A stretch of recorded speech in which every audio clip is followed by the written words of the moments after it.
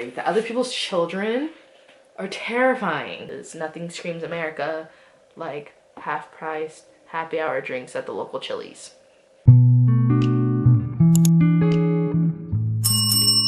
Hey y'all, hey, it's Menyon. I'm back because I'm finally going to be doing a reading vlog, and I'm going to be reading Hidden Pictures by Jason Rukalak. My boyfriend actually bought me this book like last year, and I was in a reading slump, so I have not touched it since. I've seen a lot of people talk about it recently or semi-recently, so I figured I'd just jump into it. And I'll just read the synopsis from the back of the book. So this says, Mallory Quinn is fresh out of rehab when she takes a job babysitting Ted and Caroline Maxwell's 5-year-old son, Teddy. She immediately bonds with this sweet boy who is never without his sketchbook. His drawings are the usual fare, trees, rabbits, balloons, but one day he draws something different, a man dragging a woman's lifeless body. Then his stick figures evolve into increasingly sophisticated sketches depicting one disturbing scene after another. Is Teddy troubled, or is he channeling forces he cannot possibly understand? Knowing just how crazy it all sounds, Mallory must decipher the images and save Teddy before it's too late. Anyway, this sounds really good. My boyfriend picked this out. He doesn't really read thriller. He's more of like a historical nonfiction type. So he said that he found it at Target and he read the back and he was like, that seems like something she'd like. So he got it for me. So this one's for you, babe. But yeah, let's jump into it. And then I'll just be popping in periodically to like tell you my thoughts of what's happening. And we're gonna try to keep this mostly spoiler free.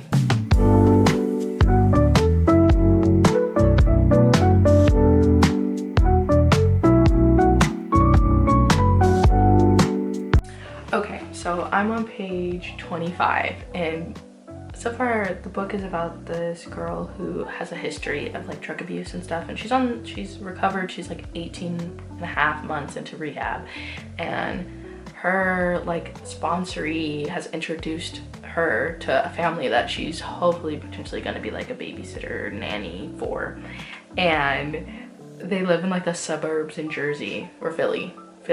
I don't know anything about geography, okay, so I never know, but anyway, and they're in the house and she's meeting this little boy that she's gonna be like taking care of, and his name is Teddy and he's 5, and he likes to draw. And so the cool thing about this book is there's pictures, and they get to this picture.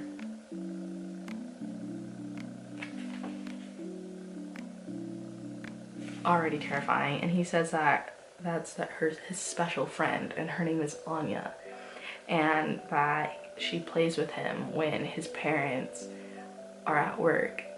And they were like, oh, are you gonna see her tonight? Like, is she in the room with us? Like, trying to make him feel less weird for having an imaginary friend. And he goes, I see her every night. She likes to sleep under my bed so I can hear her singing. That's fucking terrifying. And then the mom verbatim goes, he's not possessed, I swear. It's just a really weird phase, and lots of children have imaginary friends. My colleagues in pediatrics say it's extremely common. Other people's children are terrifying, especially when the parents don't think the kids are weird. Like, huh? What is going on? Like, let's just, and then in comparison, they have like some other pictures that he's done. So it's like bunnies and smiley faces and birds and stuff, and like a goat. But that's a flag. He's scary. The kid actually seems really sweet, but like just that by itself. All right, but to go from that and then immediately be like, oh yeah, our kid's not possessed. I'm like, I could be wrong, but isn't possession like kind of inherently religious to some degree, because you're being possessed by an entity, even though it might not necessarily be called the same thing in your religion as it is a different religion? Like, isn't possession inherently religious? I don't know. This is my first flag of like the kid being weird, which I feel like obviously like the kid's weird, he has an imaginary friend, but we'll see how it goes.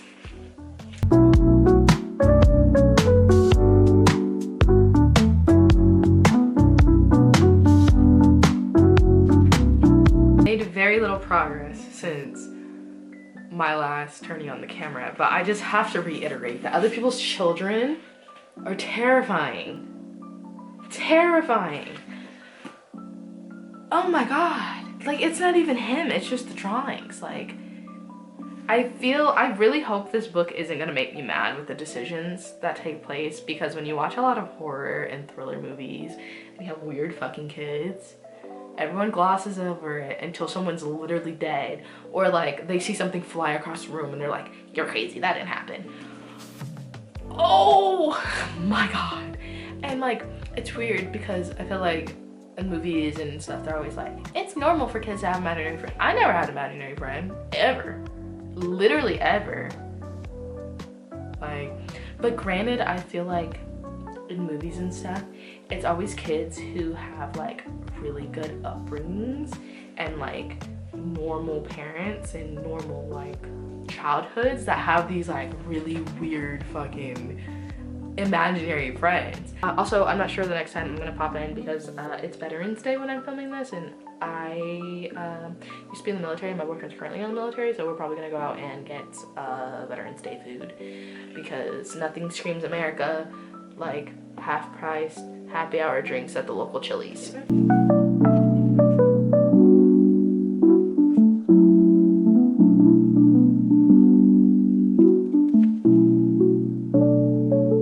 Okay, I would say we're a little shy of halfway through the book, and we have gotten to some interesting parts and things that were questionable are now coming to light, but there's still much more to this puzzle that needs to be solved. But this book is really good so far. I'm actually really liking it. I really like how the pictures come into play in the story, but I would not say that they are like doing too much. Like, I don't know, it balances out the story really well. But from this point on, I won't be showing any more of the pictures, just because I feel like that's gonna give some stuff away, and I'm trying to be spoiler free for this reading vlog.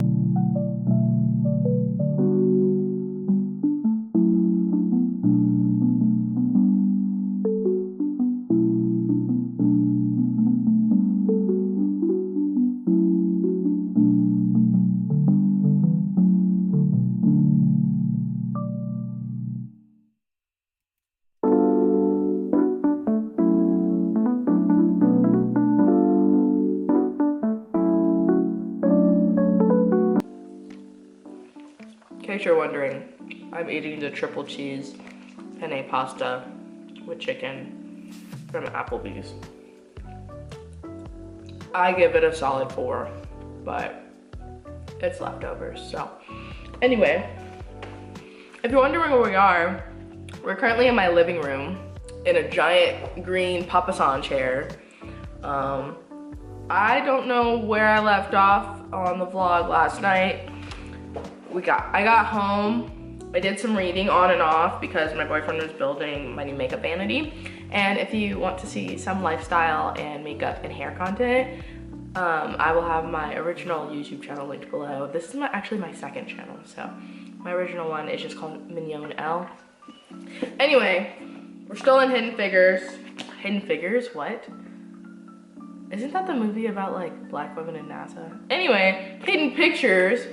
We are on chapter 17, page 205. We're about going off my marker, which is right there. I would say we're about halfway.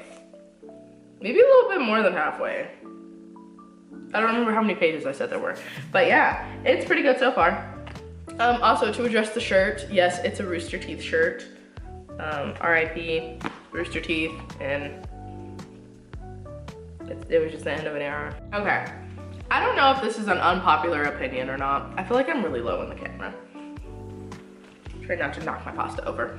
But I hate when a character tells a lie, right? And then it hits that point where they're like, I've been lying to them for so long and it's too late, I can't tell them. And it's like, or they're like, or they'll never forgive me once I tell them the truth. And it's like, girl, the sooner you stop lying and you tell them the truth, the sooner they will get over it. The length of the lie is purely why they will take forever to get over it, unless, you know, it's some dire circumstance in a book where like they have to like get over their feelings to like save your life or some bullshit, right? But like, I just hate it. I hate the whole like internal struggle of like, I can't ruin this perfect moment because I need to tell them the truth, but I don't know if I'll ever be like this happy again. And it's like, girl, you might still have a chance if you tell them the truth. Like, it's just hearing them like struggle internally about it. It's like sometimes the lies make sense at the moment. Like, I can understand feeling like uncomfortable or like less than, so you like tell a little lie.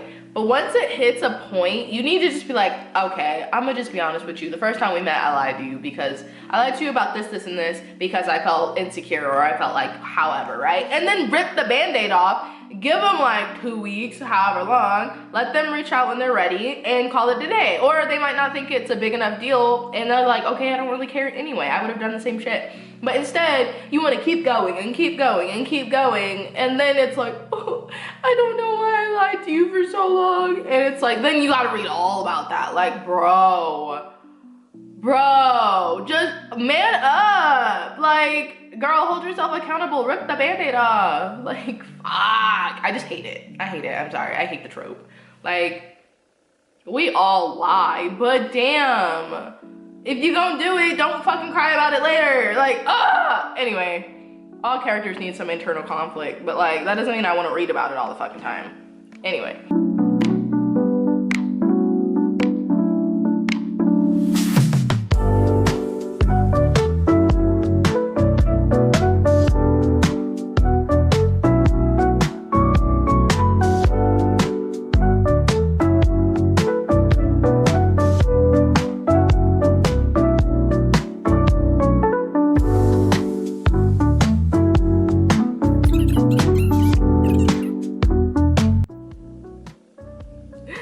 Okay, I just got to chapter 27 after reading chapter 26. Things are being uncovered. There are twists that I was not expecting. And I don't know how it's gonna fully unravel yet, but things are getting kind of crazy. Things are getting real crazy. And I'm still not sure if a prominent element is still what it seems to be. And that's all I can say about that.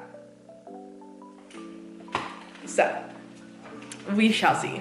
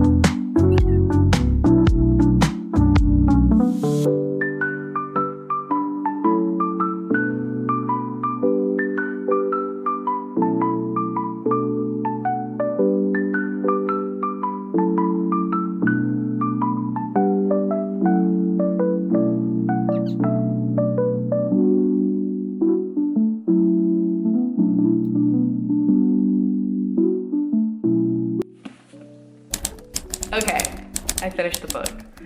I really liked it. I love it. Spectacular. Give me 14 of them. It was so good. And I don't know, for a second there, I thought that we were led to believe one thing and it was gonna take a twist in a bad way and I was just gonna be annoyed the whole time. But no, it was very well written, very well done. They shouted out, I guess it's the author's friends who did the illustrations in this book. They were phenomenal. They were so good. Just a quick flash, okay? the illustrations really brought something to the story. Obviously, it's kind of based around that, but like they did a really good job. I really enjoyed this book. I thought the pacing was really well. I didn't get bored at any point. I thought the main character was really likable. And for the most part, I liked all the characters that were introduced. Even the ones that we eventually learned to not like. I liked all of them. I thought the book was really well written. I felt like the epilogue was a little sad. Like, it was a little hopeful, but a little sad at the same time. But I enjoyed it, and I really liked it from beginning to end. I might have to say this might be a 5-star read for me. First 5-star on the channel. I would, do I give it a 5? Do I give it a 5? I'd say yeah, I give it a 5. It kept me interested, and I wasn't expecting the twist. I would have to give it a 5. I would have to give Hidden Pictures a 5, for sure. That's crazy, my first 5-star read, woo! I really enjoyed it. I feel like this is a really good thriller that kind of on par with how I said that those two Frida McFadden books were like good entry-level thrillers. I feel like this is a good thriller for people who want to dip their toe into thriller. And I know it can seem kind of daunting because it is kind of thick. It's kind of a thick book. Not really though, it's less than 400 pages, but I feel like there wasn't too much going on that made it hard to follow, because some thrillers are really involved and you feel like Scooby-Doo trying to piece things together, and I felt like this one was really good. And I would classify this as like an intermediate level thriller maybe, and it was really good. And I'm really disappointed that it took me almost a year to finally read this. I wish I would have read it sooner, but I'm glad I'm reading it now because I'm glad I could review this and give first impressions on this. So yeah, this is my 5-star read. I definitely recommend reading Hidden Figures. I keep saying figures, Hidden Pictures by Jason Ruchlack. Really good, 5 stars, for sure. Yeah, and that also concludes my very first reading vlog. I'm not sure how I'm gonna edit this together, so I didn't do a lot of talking as much as I thought I was going to, so it's probably gonna be a lot of B-roll and me cutting in and out, very like true vlog style.